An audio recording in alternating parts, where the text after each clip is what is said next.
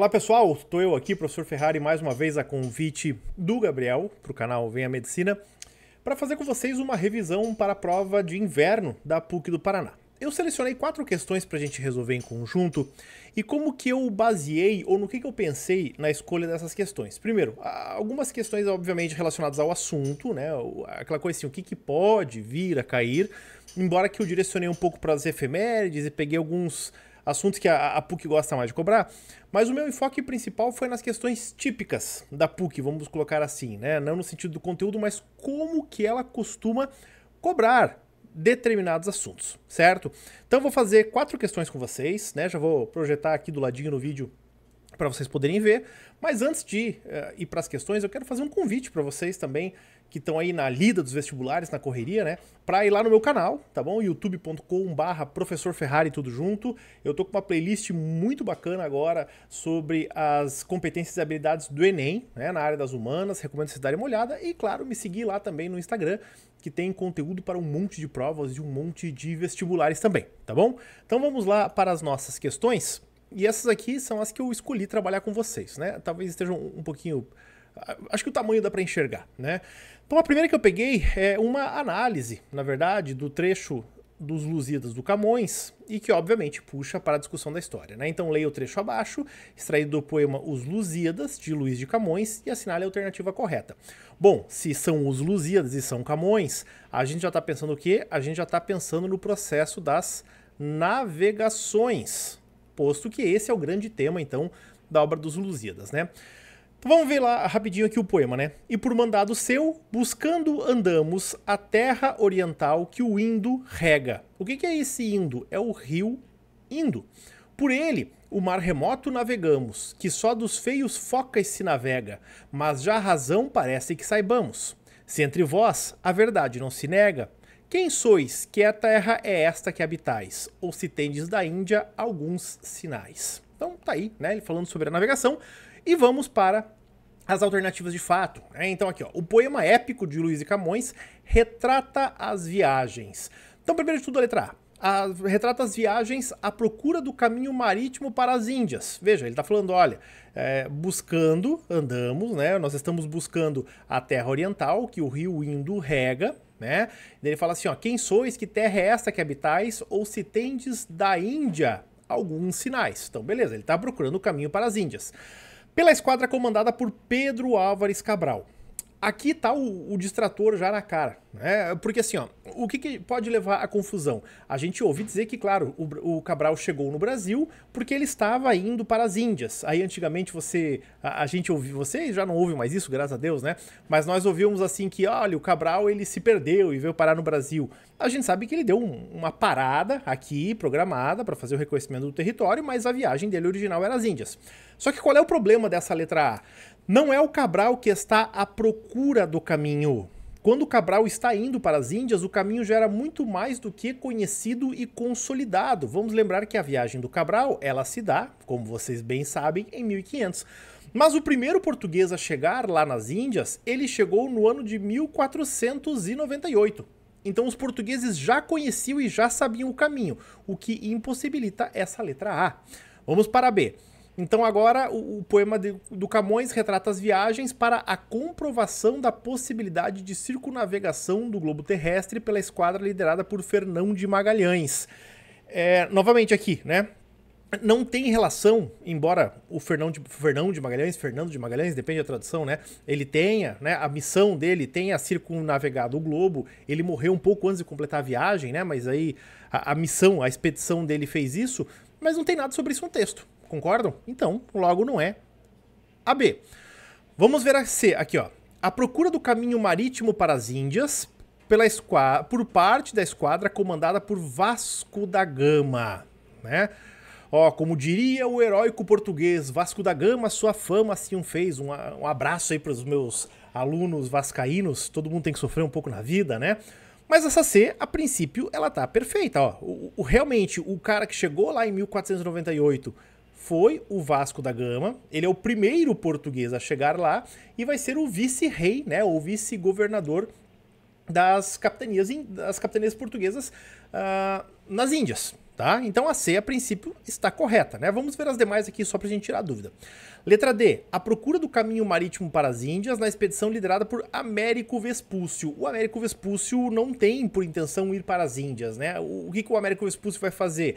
É ele quem meio que, na tradição, né, diz que a América é um continente. Por isso, inclusive, recebe esse nome, né, a América, por causa do Américo Vespúcio, porque os navegadores que chegavam aqui até então não tinham noção do tamanho do continente. Então, o Américo Vespúcio, ele desce, né, mas ele chega ali na América Central, vai costeando, vai norteando, ele fala assim, olha, isso aqui é um outro continente, e aí chamam de América. E aí na letra E, ó, em busca pela esquadra de Dom Sebastião, desaparecida após a Batalha de Alcácer Quibir e a reconquista do caminho marítimo para as Índias.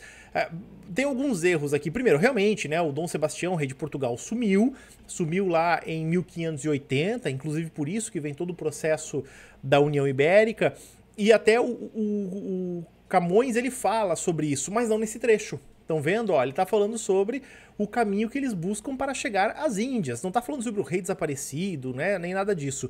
E tem um outro termo que invalida essa questão, que é a ideia da reconquista do caminho marítimo para as Índias. Como assim reconquista?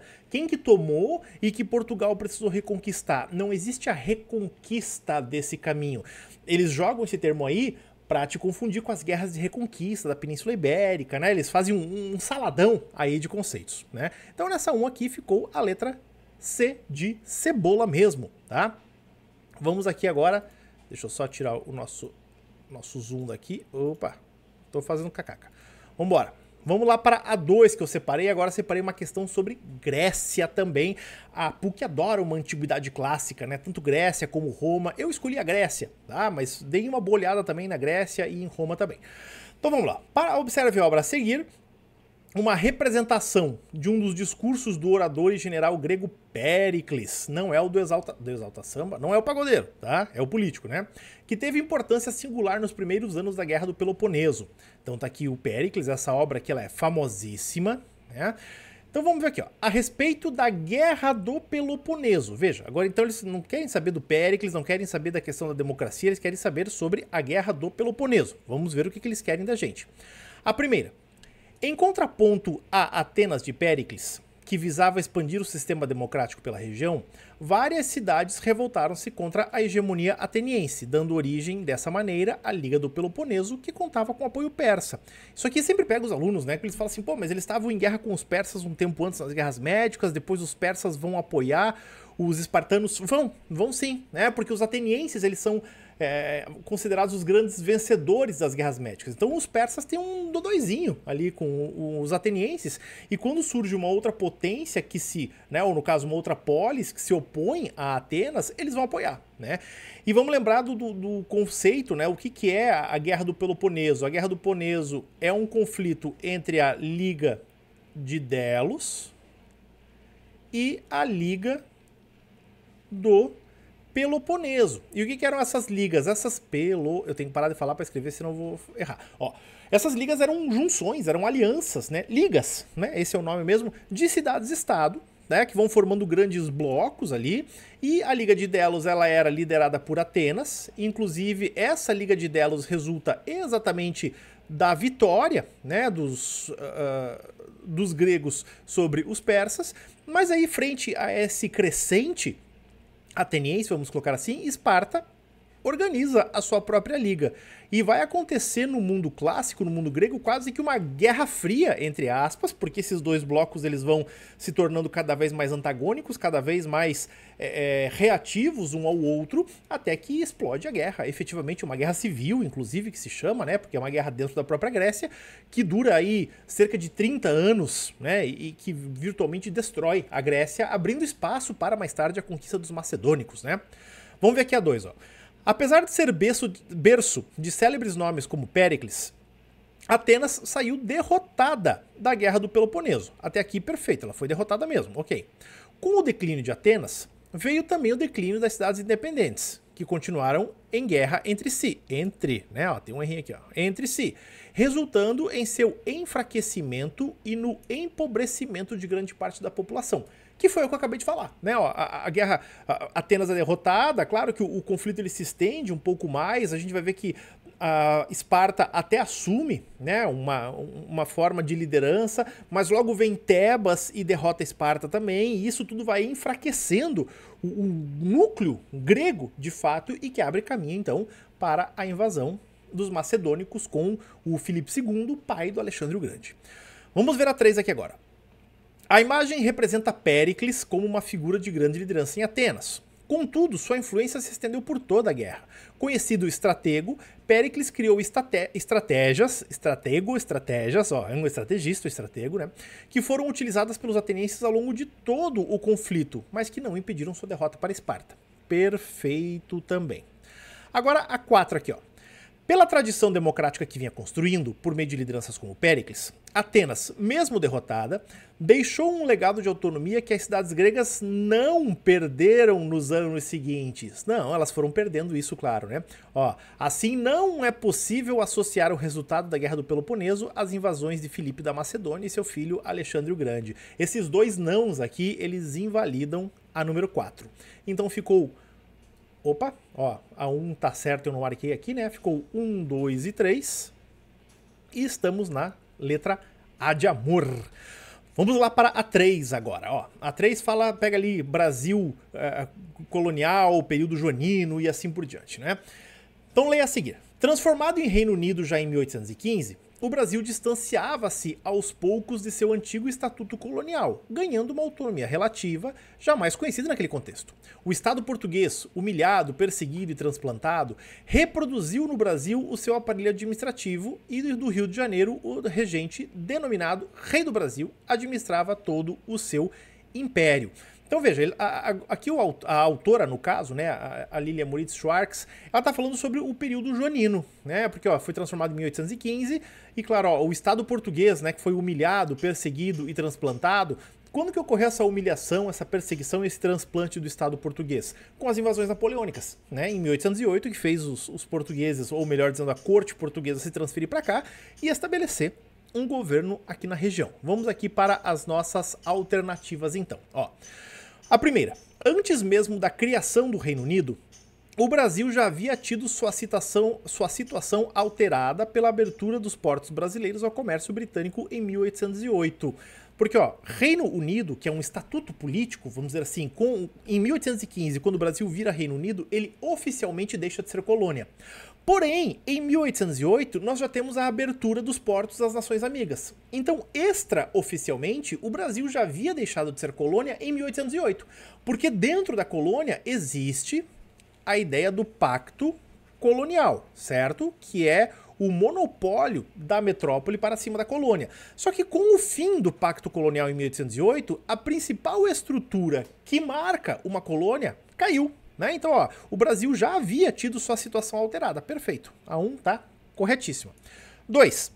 Por ser apenas relativa, a autonomia que o Brasil passou a experimentar após 1815 não conseguiu, olha aqui, ó, não conseguiu alterar as relações que já existiam. Por isso, não impactou no processo de emancipação política do país. Não, impossível, né? Essa aqui ela tá errada. Por quê?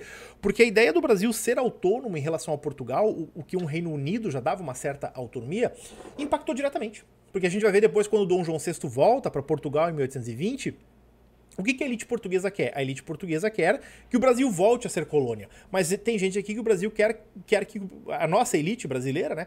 Quer que o Brasil continue, no mínimo, sendo um Reino Unido, ou então tenha independência. Eles não aceitavam o retorno ao pacto colonial. Tá? Isso invalida a 2. 3. Para além da transferência do aparato administrativo português para o Brasil, a transferência da corte significou a transferência do poder simbólico de um rei pluricontinental coroado na colônia.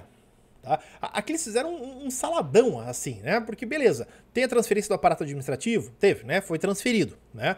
Mas aqui, ó, mas significou a transferência do poder simbólico de um rei pluricontinental. O que quer dizer isso? Olha, então agora o rei, né?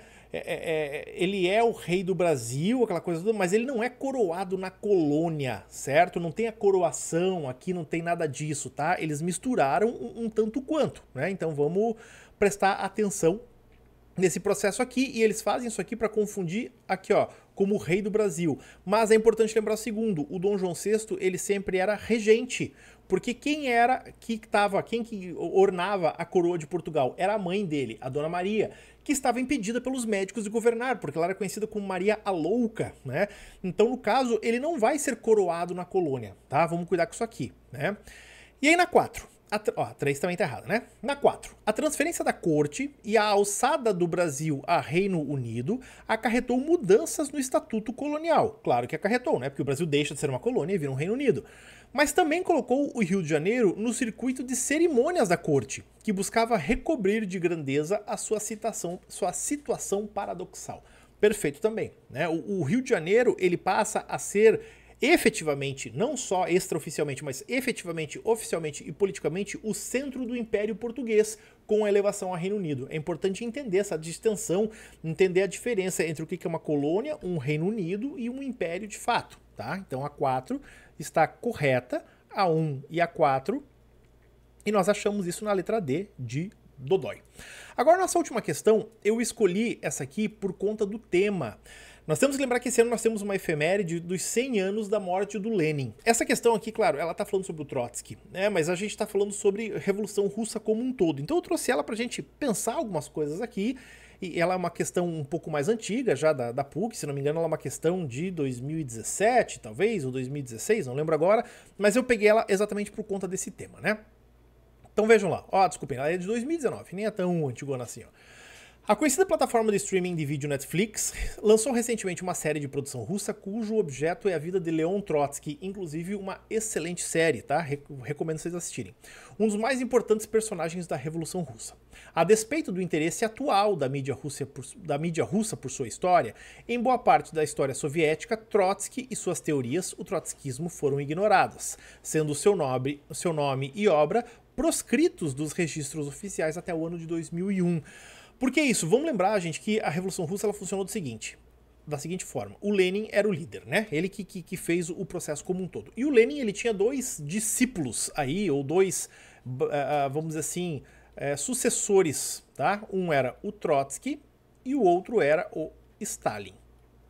Com a morte do Lenin em 1924, isso aqui era para ser uma cruzinha, assim, uma morte, né? Ó, os dois vão começar a brigar entre si pelo poder, e a gente vai ver que o vencedor dessa disputa, como vocês bem sabem, é o Stalin. E o Stalin, ele começa uma caçada, né, uma tentativa inclusive de apagamento do nome do Trotsky para que os trotskistas não viessem a ameaçar o poder do Stalin.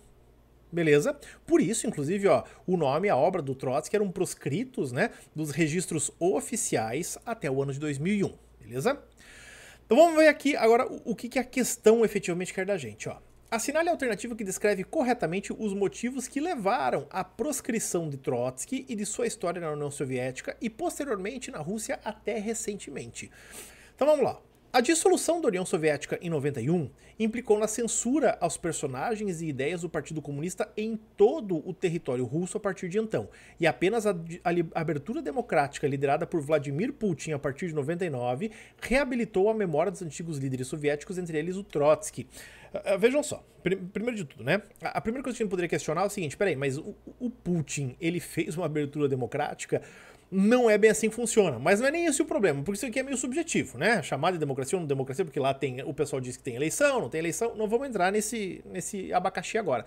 Mas o problema é o seguinte, ó, a dissolução da União Soviética em 91 não implicou na censura aos personagens e ideias do Partido Comunista em todo o território russo.